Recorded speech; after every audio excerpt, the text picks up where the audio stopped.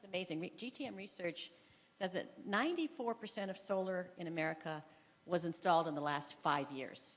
I mean, think about that for a moment. We've been doing this for 9 years. In the last 5 years, 94% of solar in America. But before we, isn't that awesome? A lot of you guys had a lot to do with that. Now, before we capture our present and future vision from these leaders on the stage today, let's take just a moment to take a brief look back. Two scientists 140 years ago had a vision that has brought all of you here today and why all of you are in this business right now. John Perlin has written 4 major books on solar energy and forestry, including the story of solar electricity and Let It Shine, and the 6,000-year story of solar energy. Nobel laureate Dr. Walter Kohn invited Mr. Perlin to join the Department of Physics at the University of California, Santa Barbara, to collaborate with him on the movie The Power of the Sun, which tells the story of the evolution of the science of light and its role in the development of photovoltaics. So, John, what was the discovery that triggered what is now the fastest growing energy sector in the world? Well, in 1874, people were messing around with the element called selenium because they discovered that it was photosensitive. One of the experiments, they shined a light on the selenium bars, which was hooked up to a galvanometer, which is an electrical measuring device, and suddenly the needle just really flipped. And so it wasn't thermal solar that they were working with, they discovered. They were working with something in light that could produce electricity. See, they placed a flame on, of a candlelight right next to the panel, and suddenly they got an electromagnetic force, and as I said, it wasn't solar thermal, it was the light of the sun, and they said in their paper to the world that they had discovered something totally new, and they called it photoelectric, and we call it today photovoltaic. Unfortunately, it counteracted everything people knew about energy, and so therefore most people denied it, but other people, it piqued their interest in something that was brand new. And this is the story of photovoltaics ever since 1874, is that it is a technology that disrupts both science and the other ways people generate electricity. Well, thank you very much, John. That's it. Did any of you guys know that out there? Did you know that? Probably some of you. A few engineers. Yeah. Okay. One guy. One guy knew that besides you. Now, so we also have with us Min Lee, who is the director of the Solar Technologies Program for the Department of Energy. He's in charge of a multi-year $billion program, and that's a collaborative national initiative to make solar energy technology cost competitive with other forms of energy. 75% by 2020. We're now only 5 years away from that. So, Min, the Sunshot Initiative has its eye on the goal of grid parity without incentives, which a lot of progress has been made. And grid parity is different depending on what state you're in, what region you're in, the cost of electricity, but with a lot of progress. So what will take the country across the finish line? Excellent question. So let me roll the clock back about 5 years or so. Back in 2010, when I joined the federal government, we started looking at what would it take to take any technology to scale and for mass consumer adoption, and it would have to move beyond incentive regimes. And so we envisioned what it would take in order to make solar cost competitive with conventional forms of energy generation, with the goal in mind of reducing our carbon emissions. And so we started planning for it back in 2010, and we convened, stakeholders like yourselves, and back then the room was fairly small, and everybody told us that we were nuts. Okay, the cost of solar was many times that of it is today, and so we set a goal, a very audacious goal of reducing the cost by a factor of 4 by the end of the decade, drawing inspiration from President Kennedy's Man on the Moon by the end of the decade. But our challenge was just as hard. And really the hard part was actually not making solar cost competitive, but making it cost competitive without incentives and putting it on equal footing with other energy sectors that actually have plenty of incentives by itself. And so just about 5 years in, about halfway into this decade-long initiative, I can report that we're over 70% of our way towards our 2020 goals, and we're only halfway into this decade-long initiative. That's so huge. Tremendous progress. The Yeah. cost of hardware, as you know, has gone down tremendously, and a lot of that has been driven through by innovations led by the Department of Energy over many decades. The federal government financed over half of the world records for the solar cell efficiencies, over many decades. Leadership at our national laboratories, our research universities, and our companies have brought new technologies and innovative technologies to the marketplace. But what will take us over the finish line is actually a lot of focus that you see here in the state of New York, reducing what we call the soft costs. And we started putting a spotlight on this a few years ago because we started noticing that as the hardware costs have come down so rapidly, the non-hardware costs, the soft costs, a lot of this is really paperwork, bureaucracy, but also a lot of it is also knowledge. And so drawing attention to this, we've been able to work with states, communities, local governments to reduce those soft costs in companies. And we're seeing some very significant progress. And so to quickly answer your question in a long-winded way, Okay. I would say financing costs is what will actually take us over the finish line.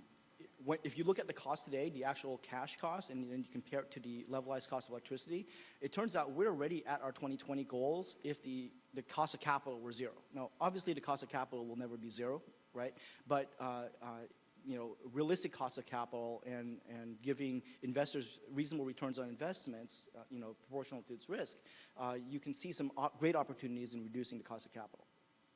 And what I have found is that it's difficult to get some members of the media, the major media, to grab this. They want to talk about just the panels. They don't want to talk about the soft cost. It doesn't. I spent a lot of time trying to talk to them and make them understand that look at this drop. That's more as much as in some cases the cost of panels. So that's an important message that we have to get across to the media as we enter into the mainstream. And I want to bring David Sandbank into the conversation. David Sandbank joined NYSERDA in November 2014 as the director now of New York Sun, and that's Governor Cuomo's $1 billion solar initiative to advance the scale-up of solar and move the state closer to having a sustainable, self-sufficient solar industry. And David comes from the industry, 6 years of experience developing residential and commercial projects in New York. So like the federal program, the state program supports the growth of solar market in many ways, including incentives. Now, we all know, unlike some of other energy sectors, that the solar incentives are eventually going to go away. And and the industry needs to be able to plan for this. You come from industry, so you're very well versed on the need for transparency in policy. So maybe you can share with your vision with the audience here, with all of these businessmen, about you envision that pathway to be. Wow, great question. Hopefully I have a great answer. Listen, the incentives for NYSERDA under the New York Sun program obviously are extremely important, but they're not everything. And part of the importance of the incentive, right, is to not only incentivize the project in a financial way, but to give the project some credibility that New York is saying that this technology is legit and credible. So if it's a incentive, I sometimes view it as an incentive plus because it's backed by the state. Now, we all know in the megawatt block that incentive is going to be declining. And, my job is very easy to say and hard to do. And my job is to take $1 billion, the New York Sun Initiative, and get us to a self-sustaining solar industry in the state of New York. And like Min said, a lot of the soft costs are a large portion of the job. And coming from the development industry, I envision, and answer your question, what I would like to envision is a day where a EPC, a solar developer, a solar installer spends maybe more time installing a job than they do developing it. That they do trying to get someone to sign a contract, that they do trying to permit it. If we can have that inverse flip, where most of those resources go into actually building the project, I think we're going to have, a great future, and that's part of what I envision now. How do we get there? That's another story. And we have a lot of, efforts going into that right now. Now that the megawatt block for commercial industrial program has started, we're taking a lot of our resources and a lot of our professional expertise and skill sets and now really focusing it on permitting, interconnection, customer aggregation through K-Solar, Solarize, and we're taking all these efforts and trying to say, how can we put resources into parts of the process from signature to interconnection that's going to simplify the process for developers. It's going to make it easier for utility companies to interact and have greater synergy with the developer and work together with many different agencies. So it's a big job, it's a big effort. We have the right people in place to get it done. And I really, as I always say, I'm really open-minded and love to hear some feedback on some ideas that we might not be thinking about that can help streamline the process from A to Z. Thank you, David. I'd now like to introduce Wilson Rickerson. Wilson's been with us since the beginning. He helped with TRIA, writing the original New York City solar plan. You're now the CEO of Meister Consultants Group, and you're supporting sustainable energy development in North America, Europe, Latin America, the Caribbean. So you took what you learned here in New York City and you brought it around the world. I know you're glad to be back here on the stage. We're glad to have you. So you have projects all over the world, and your company, Meister Consultants, kind of has its finger on the pulse of solar statistics. You just published the 2015 Renewables REN 21 Global Stats Report. So what did you learn? Was there anything surprising in there? Thanks, Lori. Hey, everybody. And it's nice to be back, and I love this panel, sort of from 1896 and 1950, talking about the potential for solar revolution and the great possibility that it had. You've heard that for over a century. There's a revolution out there somewhere. We're almost there. And on this side of the panel, talking about, okay, what are the real nuts and bolts of tweaking those last little soft costs, and then is the market just going to break loose? And I think looking globally, as Lori mentioned, we haven't actually quite released it, but we will soon release the Global Renewable Energy Report from REN 21. So I've got a couple statistics that no one else has heard yet that I'm happy to unveil today. But when we started working on solar in New York City with Lori and TRIA back in 2002, I think Germany had put in 90 megawatts that year, and we were just amazed. And we thought, well, if we're really ambitious, we can shoot for 8 megawatts in New York City by 2015. And we thought we were sort of out there with our projections. I think we got there. We crushed that target. But we are sort of seeing a rapid acceleration. I can talk more about this later, but just a couple stats. First, in terms of big framing, 2014 was the first year, according to the International Energy Agency, that global CO2 emissions decoupled from economic growth. Usually, CO2 emissions have sank, but only when the economy sags. So that was great, and largely because, according to the IEA, because of renewables and efficiency.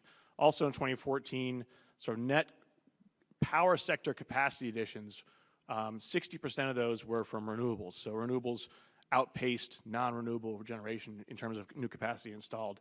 And a big, big proportion of that was driven by solar, actually. Anyone have a guess of how many gigawatts are installed total around the world now? Gigawatts, not megawatts. Anyone? Well, I know, but I won't steal your thunder. Thanks, Lori. It's 177 gigawatts as the end of 2014, of which 40 gigawatts came online in 2014 alone. Wow. Of those, of course, we've seen a real move away from the old countries of Europe, the old solar countries. They've sort of sagged a bit, but China installed 10.1 gigawatts, Japan surprised with 9.7 gigawatts, and we didn't do so badly ourselves in the United States with 6.2 gigawatts.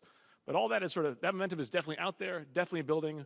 We're also seeing solar pricing crashing with Panama and Brazil around 8 cents per kilowatt hour, Dubai around 5.9 cents per kilowatt hour. And I was talking to a utility in Texas who said, we were seeing high 4s and low 5 cents per kilowatt hour for our megawatt scale PV plants. Wasn't the OPEC minister talking all about solar? When he was asked about the future of energy, he said solar.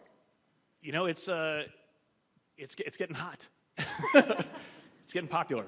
So I'll just close out there. But, you know, just sort of having been doing this for a little while and also looking out from the lens of New York City, things that we thought were going to happen, they're way ahead of where we thought they were going to be, not just in our little town here, but also globally. That's great. Thank you, Wilson. Let's go back to New York City, and let's go a little farther back, you know, once again, to a first in New York City. So New York City kind of blew away all the 2015 goals. We're making our own history here, but it was actually first made a little bit different kind of solar history back, way back when. And, you know, and the installers in this audience, let's see if I go to the next slide from here. There we go. They might appreciate this simple sketch here that's quite different, you know, but it was the first simple sketch of a solar installation. And I'll turn this back over to John Perlin, what this led to.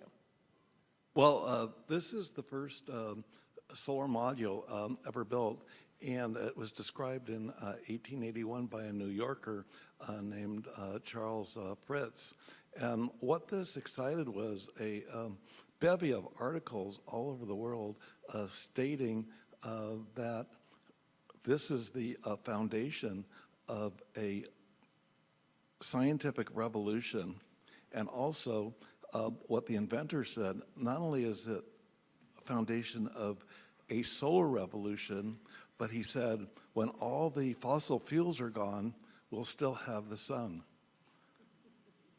Maybe he was talking to Professor Perez up in Albany about that one, right? Yeah, they were having like a seance, right, up in Albany, exchanging ideas about revolutionizing science and also revolutionizing the way we do energy.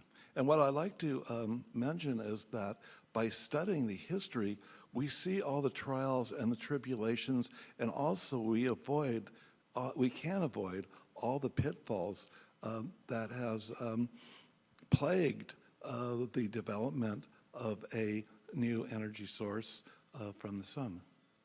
You also brought with you a picture we'd like to show the audience now of the very first installation, which was? In New York City. The very first...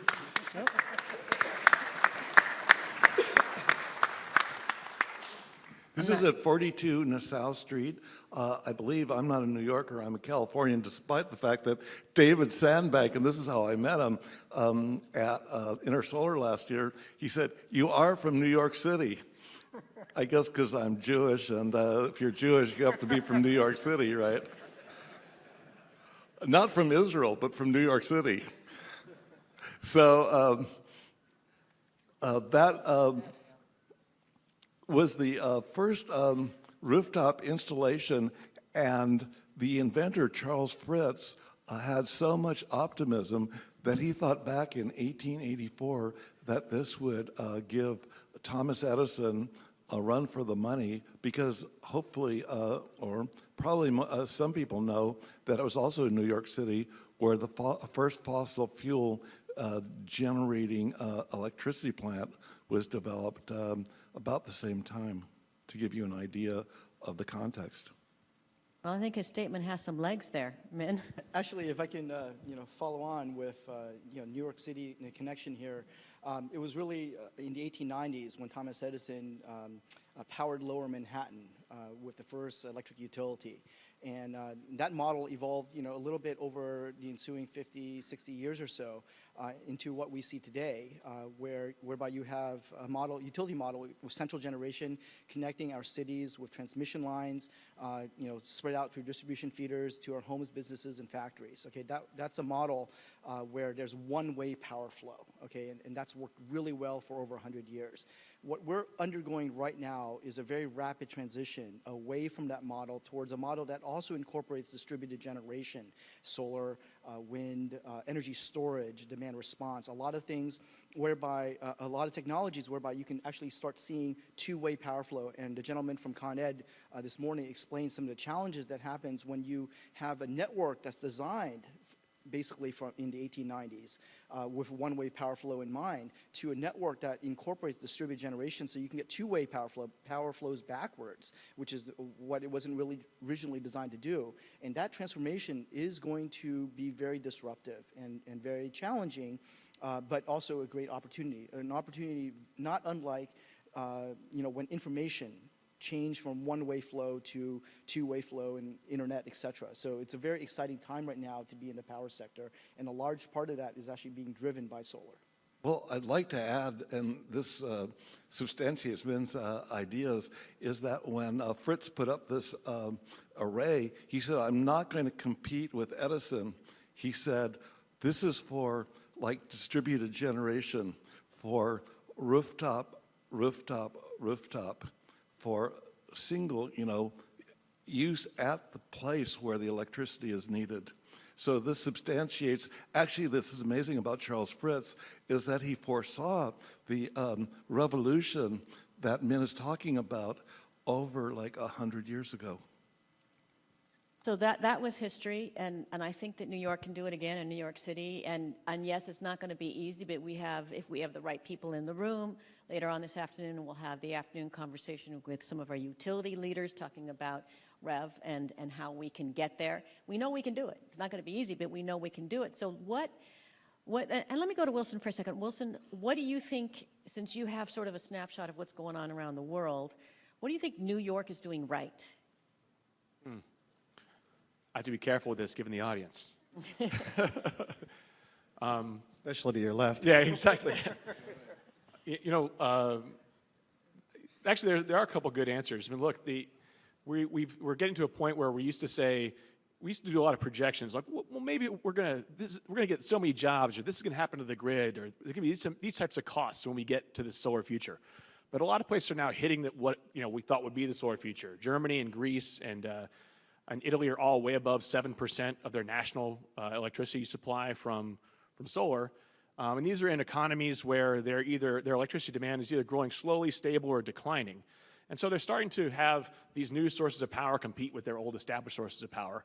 And it's raising some invigorating but potentially uncomfortable questions about where to go next. In particular, you're seeing the big established mainline utilities or energy supply companies crumbling, taking big losses, and they're making pretty surprised. After a lot of reticence, in the past year, we've seen of the German Big Four, for example, RWE said they're going to move to a more prosumer, solar-focused utility. Aon announced that it's going to get out of fossil fuels and move more to renewables. RWE announced $1 billion investment in renewables, and even down in Italy, Enel Green Power announced that its future is also sort of in renewables. So the old mainline European utilities are moving because they're in pain, but it's not because they don't really know where to go next. And I think that's what's happened in places like Germany and in Australia, where they went to a million rooftops or more very quickly. They sort of pressed the accelerator down and got there. And now they're looking around saying, well, shoot, how do we manage this transition? And I think we did a global study recently with the IEA, where we looked at how France and Australia and Germany and Canada are all looking at where they're going next and what their strategy is. And the punchline was, a lot of them don't really have a plan to get from push the accelerator down to whatever the utility or regulation of the future is. And the one exception globally, literally, was the New York REV process. It seemed to be the one place where people were stopping and saying, oh, well, where do we want to go? So I was surprised. I was unsurprised about that outcome. But there's a lot of really good stuff going on here. And I also should say that, working with, it was brought up earlier that Con Ed's a great partner. And that's really true. I mean, Con Ed has been at the table, not in sort of a reticent way, but as how do we get this done for a number of years now? And it's great to see them in the room. And I really appreciated Jim's comments earlier. So New York is willing to go through that growth process, which is sometimes painful. And then there's going to be other transitions, like, for example, incentives. David, you saw the poll we took earlier. The audience still, they're used to incentives. They still want those incentives. But, let's talk about something else that can maybe spur, and like, for example, there's a lot of talk about large-scale solar installations. So how important is the locations of those, and can that be done with declining incentives? Well, yeah, absolutely. And I think, mentioning reforming energy vision, is really important, because if you think about it, we're in a transformation time right now. And we've got some saturation now with solar for the first time in New York State. And once you achieve a certain level of saturation, it brings on very positive things, but it also brings on complex issues with interconnection. And utility companies have, a challenge to, once you get more saturation on the grid, to be able to allow more interconnection onto the grid and accommodate it. And so in this transformative time where we finally getting to that point of saturation, we're now, this whole reforming energy vision, REV, is looking at solar and DG as a whole and the energy distribution as a whole in New York State, and it's looking at it from a holistic method and saying, what's the best way to do this? What's the best way to not spend $30 billion over the next 10 years? That'd be pretty cool, though. With electric infrastructure, and how can solar and other DG platforms help us spend less on the grid? And those are things that we're exploring and we're looking at. So this kind of what we're doing right in New York State, I think, really comes from REV, and it comes from, let's look at this from a holistic way. We don't want to boom and bust. The whole idea is not to just get as much solar on the grid as possible, but then have that cause too many problems where it just stops and halts for many technical reasons and other reasons. So, REV is that kind of larger vision that we're looking to develop as we move forwards, and solar will impact that quite a bit. Let me just throw in a question from the audience that they tweeted in that relates to that when it comes to the incentives. And how do you level the playing field for those low electric cost areas, lower margin projects by the sector? Is that how you're trying to do that with a megawatt? Yeah, well, with the megawatt block, you try to keep it as simple as possible, but try to accommodate as many business models and geographical regions in the state as possible. Having said that, if there's a large customer that's paying a very small amount for electricity, solar is going to be tough to pencil out. It's not going to be everywhere. So the megawatt block is structured so that it'll automatically allow the marketplace to decide through supply and demand what the incentive level is going to be in that particular area.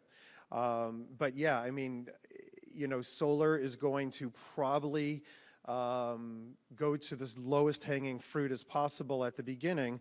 As the incentives decline, we see the process becoming a lot more streamlined. We're going to normalize solar, in New York State. And in normalizing solar in New York State, we don't have to look at incentives so much anymore. Once you normalize solar, people say yes a lot easier, right? The process becomes more simple. And it doesn't, putting a 2 megawatt array somewhere in the middle of Western New York is not a ribbon cutting event. It's another day. Ben, you wanted if to jump I can in here? Extend a little bit on that, but not talk about the incentives, but talk about the integration of DG, distributed generation solar, and avoid talking about actually the word saturation, because saturation is really, predicated on the ability of the technology to handle more and more, okay? And I would argue that changes over time. And so what you saw in Hawaii, for example, was that the utility there, based on, good engineering analysis, stopped the interconnection of more and more solar. And so there were thousands of homes sitting in HECO territory that was not able to interconnect. But in partnership with Solar City and our national labs, we funded some research and analysis that enabled that utility to open up more interconnections, because the solar inverters can actually provide grid services. And so, the technology work that we fund at our national labs and companies around the country on standards, IEEE standards like 1547, help enable the greater integration. Work in New York State, like by IBM, that uses their supercomputers, a computer called Watson, that will do predictive analysis of weather and solar irradiance and model what hours ahead or day ahead of how much sunlight power systems, solar power systems will generate, by the hour, by the minute, will actually enable more and more integration of solar. So I don't think about saturation. I actually think about advancing the technology to enable more and greater distributed generation, including storage. Storage will enable more DG as well as have a more resilient system. Then throw in a little plug here, because all of this technology and all of this knowledge and all of this analysis that is in the laboratories and with the partners needs to get out to the end users and so forth. And that's why we're really pretty excited about the New York State Solar Map, to make that, and thank you for the funding for that, and to make that a tool for everybody, for consumers, for utilities, and so forth. And I think that's really key, is to get that information out to people and make it transparent and take the mystery away. And now I have a question from the audience for you, John. They were wondering, what is the nameplate capacity of the 42 Nassau Street system in New York City? Okay, the nameplate was about 50 watts.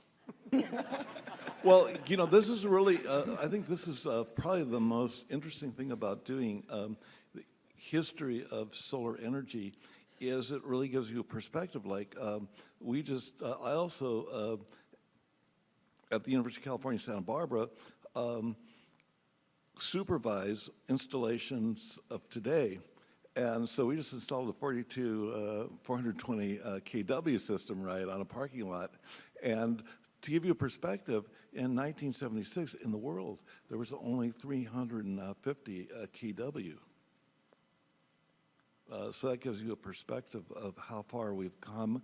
But also, the beautiful thing about history is we see that it's a step-by-step development, as the people here were talking about. It's not, we shouldn't be afraid of, say, saturation. We shouldn't be afraid of anything. We should all be like Charles Fritz, because Charles Fritz, the whole world was scared, because here was something totally new that science couldn't even explain, but he was willing not only to build a module, but also build a whole system, with the whole scientific community saying, this is not real.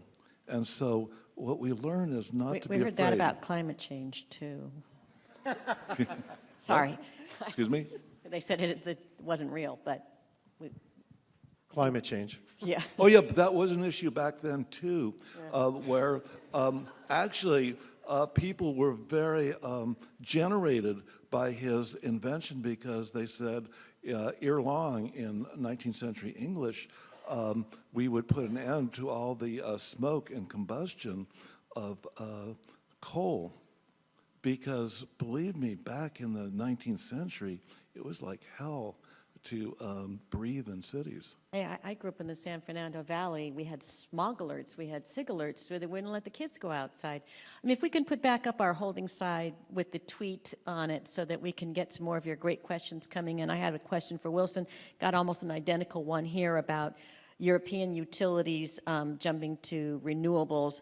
So, what can, as we go through this REV process with all the New York utilities, the IOUs and so forth being really asked to look at their business plans and to make changes, what can these utilities, or is there much that we can learn from European utilities?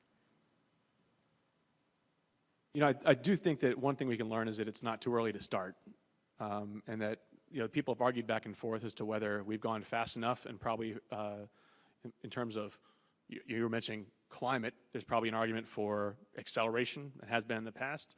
On the other hand, in terms of the ability of our infrastructure, our institutions, et cetera, to absorb the change that's coming, I think that we may be on a better track than those in Europe.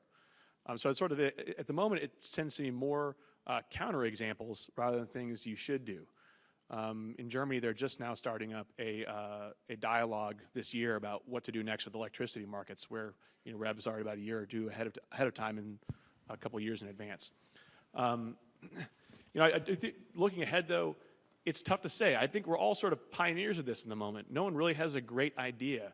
I think people have named the utility of the future. There's like, oh, it's the distributed services platform provider, or it's the integrated service provider. There's sort of names for these things and what they could be. And we all know where we are right now. There's sort of a big missing middle of how do you get from here to there without, wrecking the car. So I think that the thoughtful approach that's being taken here is, I think people around the world are watching, rightly so.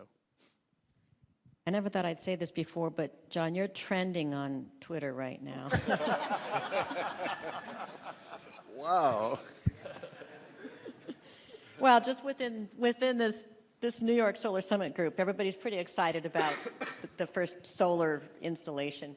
So let's go to another question from the audience. They're talking about marketing techniques and the role that they play in normalizing solar. I guess I think about solar rights and so forth, but any of you want to talk about marketing? Yes, John. Well, I'd like to talk about solar water heating marketing techniques back in 1914 when we had a huge industry in Southern California that has radiated to the entire world now. And what they did was basically they had a solar water heater on a wagon, right? And they said, if you don't believe that the sun could heat water, put your hand under the spigot, right? And some people said, well, the sun can't do anything. And as one pioneer told me, boy, they really needed a hospitalization after that. Well, that's, the old picture worth 1,000 words, or by actual actions an example. And that kind of brings me sort of full circle to remembering during Hurricane Sandy, and there was some groups that came through with solar installations on the back of trucks so people could at least charge their cell phone. And things like that, those grassroots efforts, and now we are full steam on trying to find that path to resiliency. And I guess, that seemed to be a pretty important pathway as far as the Department of Energy is concerned, is that pathway to solar plus batteries. We have Tesla on their big announcement, but if the Department of Buildings doesn't know what to do with a battery, or if an inspector doesn't know what to do, and so that's what we're trying to do. So how important is that pathway for the Department of Energy? Oh, extremely important. And so we've been thinking about this actually for a couple of years now. And you can put the microphone a little. Earlier this year, we launched a program to look at research and development in terms of integrating energy storage, whether it's batteries or otherwise, with PV, and also with building energy management systems, essentially demand response, to make sure that those systems actually communicate together behind a meter and also ultimately with the utility. And so electrochemical storage, is actually still fairly expensive. As aggressively Elon Musk has been pricing or announcing pricing for his battery systems, it's actually still not cheap enough because the grid, for example, right now really doesn't value that energy storage appropriately or even at all in many cases. And so, but what we're trying to do is develop technologies so that those systems can communicate with each other and can interoperate much more seamlessly, because battery costs will come down. I mean, you look at where solar panels used to cost, even just 5 years ago, and where it is today, you can imagine that with mass adoption of energy storage, via electrification of our vehicle fleets and other technologies, that the cost of energy storage is going to come down significantly. And so when those points cross, energy storage, electrochemical energy storage will become cost effective when coupled with PV and coupled with building energy management systems. Does anybody here remember how many billions that Hurricane Sandy cost? At least New York City. I used to have that number on the top of my head. It was, well, I heard 27, 80, 81, 52. Tri-state area, 81 billion. I'm going to take that from Ron Spalter, our deputy COO. So when you think about that, those billions, all of a sudden the cost of solar plus storage doesn't seem quite so bad. You said that it's kind of come down. You know, tried to make a prediction in 2000, about 2015, where we're going to be. So do you have a timeline of when do you think it'll be? Yeah, so at Department of Energy, we have various models for the price of energy storage. Personally, when I look at PV systems, the way the market, the way most energy prices around the country for residential and commercial sectors, it's going to make most sense first for the commercial sector, where a lot of commercial customers have demand charges. And so actually it makes sense today for certain markets, for certain customers. But in the long term, I think the cost of energy storage needs to fall by even a factor of 4, from even where Tesla is pricing their batteries, 4 or more, in order to be really cost effective. Okay, and it may actually not be cost effective even at the residential scale for a while now. But I'm looking at a decade long.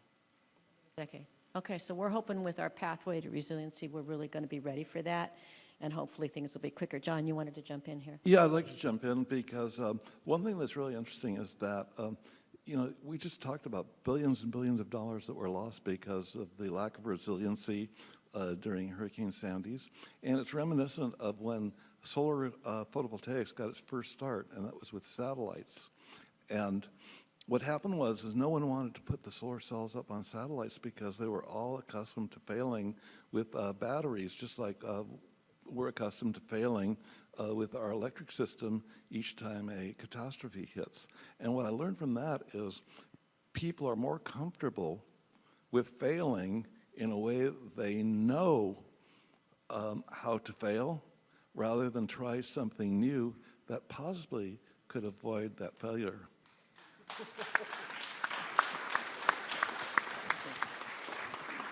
think we're getting there.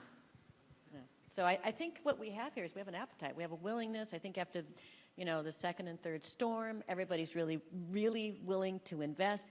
And then hopefully we'll be able to come up with additional values to solar and storage, peak shaving, load shifting, all those kind of things that, hi, Pete.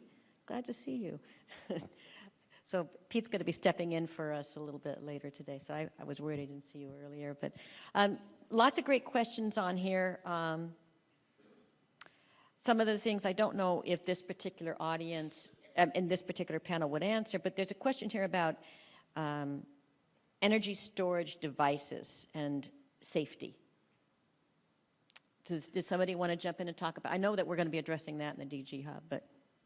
So first, let's be clear that just because you have solar in your house or your building doesn't actually mean that it's more resilient in case of power outages. Because for the most part, and you got to be, if you're marketing systems to consumers, please be aware that I know you are, that if the power goes down in your neighborhood and you have a typical residential PV system, you're not going to have power in that power outage unless you have a specially designed PV system. Okay, so it's just not that. Or an inverter with daylight. Or an inverter, well, certainly with daylight, but daylight's power. And with energy storage, there are advanced inverters that can do that, but you typically have to decouple from the grid. And so, we care a lot about safety in this country, and so there are lots of standards out there, electrical safety standards. You do not want the utilities linemen, the people who repair, power lines in cases of outages to be electrocuted, right?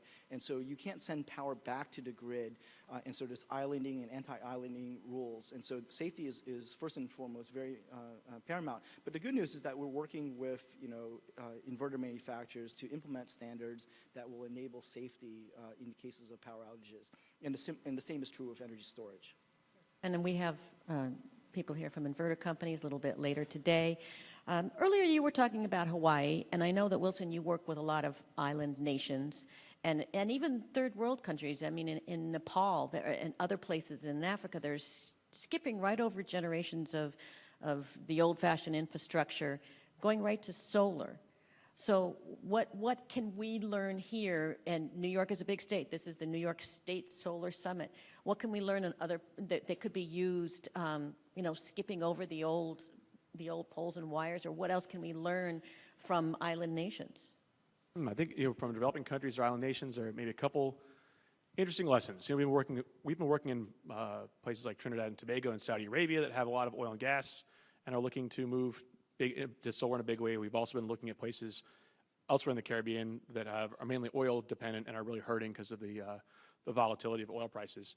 You know, I think the first thing is how much solar is moving away from Europe to these types of places now. We're seeing not only big growth in Asia, but also Latin America had a very big year in 2014, and also Africa is now coming on strong. South Africa topped the global top 10 for PV installations for the first time. So there's been this great diffusion of markets, and some of the lessons we're seeing is sort of how you electrify remote locations. That certainly has some interesting implications for our sort of resiliency work here. How much solar you can actually pack onto a grid.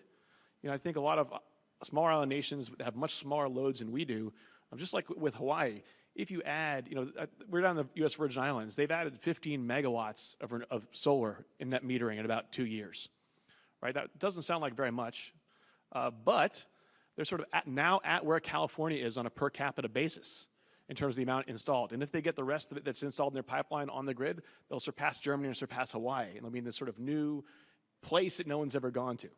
And so islands are sort of inadvertently arriving at this on the doorstep of the future that the mainland grids will get to eventually. And I think proving some interesting lessons on what has to happen, sort of what is possible. We're sort of beyond the limits to some degree and what we thought was possible previously with technical capability.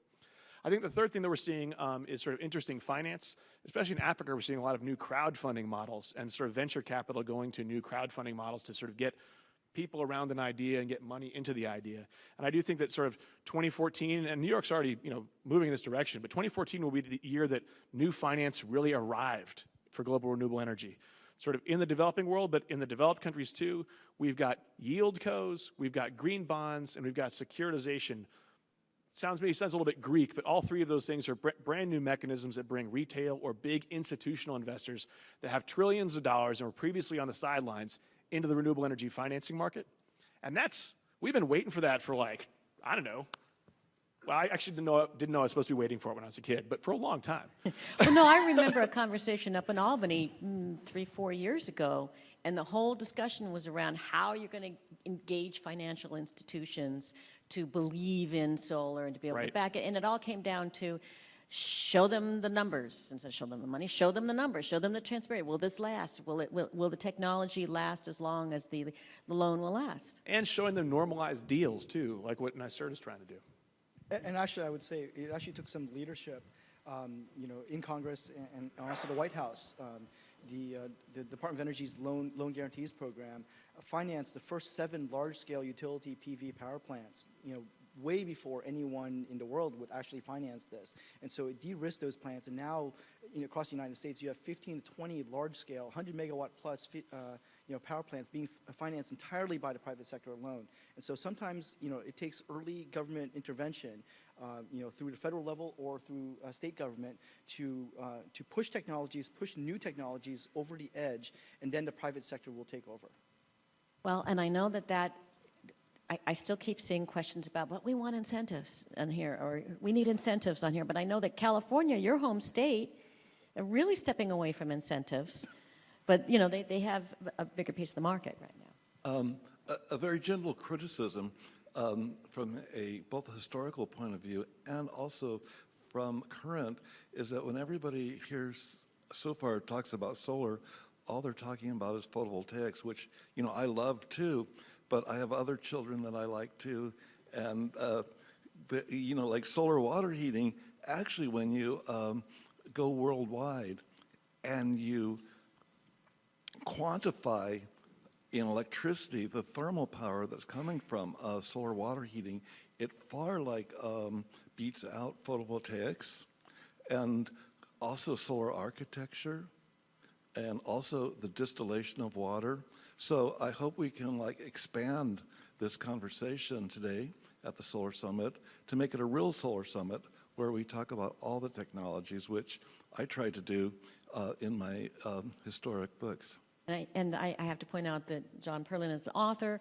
He has several books. They're available up at the booth up there. They're online. And we here with Sustainable CUNY did a solar thermal report and study that we have, and you were the one vote on solar thermal on the panel earlier. But I think that there are ways to address that, and we want to continue to address that. What we have here is established this platform where we all work together. So a lot of other of the technologies can use this platform, whether it's solar thermal. In fact, Syracuse, of all places, in the 19th century was the solar capital of the world, where they used solar to produce all of its, they used it for evaporating brine water into salt. Well, our sort of, as the media kind of ignores the soft costs, it's not exciting, it's boring to talk about. That's what we have been focusing on, and that's really has triggered this market. We have a graph we're going to show later today that shows how much the costs have declined, and you look at, we were up near almost $12 a watt back 8 years ago in some parts of New York City, and you look how much it's come down, and some of that, a big chunk of that, cost per watt is the soft cost dropping, which is bigger than the chunk of incentives per watt. So we really have that pathway. So we've got like about 3 minutes to wrap things up here. David, let me toss to you. What does New York need to do right now? Well, now that we have the commercial industrial megawatt block open, right now, what we have to do is look forwards and see where are the areas that are lacking efficiencies, lacking a streamlined process, and where are areas that are sticking points not only for developers but for utilities. And so, as I said earlier, we're in a transformation stage here, and we've got to go from, okay, we've got a very clear and transparent megawatt block incentive structure where the industry knows, every single day, every live minute of the day, what the incentive level is and what it's looking like it's going to be in the future, so that the developer and installer EPC can set up shop, decide how many salespeople they want to bring in. But at this point, we got to realize it's a dollar amount that is going to end. And although I keep hearing incentives are important, and they really are, they're extremely important, as I said earlier. But right now, our responsibility is to look forwards to a day when incentives, the engines are off, the sales are up, and the solar industry is surviving on its own, because quite honestly, when that happens, the industry will be a much stronger industry than it is today. It'll be less volatile. And, as you bring up different finance mechanisms that come in as we normalize solar, as it becomes easier to adopt, as there's more financial products available, that, it becomes a ordinary product rather than us trying to build an industry. And that's really where we need to go. And that's where we're looking now, is how can we get there? What can we do right now? Min mentioned smart inverters. We're heavily looking at smart inverters. How can we get IEEE to adopt that right now? How can we get New York State to start putting in smart inverters so that we don't look back and go, oh, now we have to retrofit a bunch of inverters? So these are so many, there's 100 topics I could talk about now that we're looking at, trying to make things easier for the future, trying to build for the future. But, that's really what our responsibility is this moment in time. No, and I'll just say, I think you just sort of answered this one question from somebody that was wondering when Fox News will stop talking about Solyndra. I think that's when the technologies get us there so that the incentives are not needed. And that will create jobs. Okay, so Yeah. As we drive down soft costs, solar adoption is going to increase significantly. Earlier it was mentioned that New York, I believe, is number 7 in the country in terms of jobs, solar jobs. And so we had, by the end of last year, 174,000 jobs across America in the solar industry. We expect to see that to be over 250,000 jobs across America by the end of 2016. So very dramatic increases. Solar is like more than 20 times more solar is on the grid today than when President Obama took office. And so very dramatic increases in deployment of renewable energy in general, but that's creating job and economic growth. And that's what I want to see across this country, Yep. is more factories like the Solar City factory up in upstate New York, more installers across the country, because it's really an economic engine for our communities. Thank you, Min. Last words, John? Yeah, I'd like to say that the most important thing is knowledge, and knowledge through becoming solar literate, because when Fox News talks about, like, for example, Solyndra, they're actually using solar-powered satellites to broadcast that message. That's going to be retweeted in like 10 seconds, I bet you. Wilson, last words? Oh, no, nothing to add here, really. I mean, I think one of the reasons that the Fox has stopped talking is because the rest of the DOE loan portfolio is actually performing very, very well and making a lot of money. So that's sort of problematic if you don't like that kind of stuff. But just, this has been a great panel, and thanks to you guys. And thanks Thank to you all. very much. Morning conversation.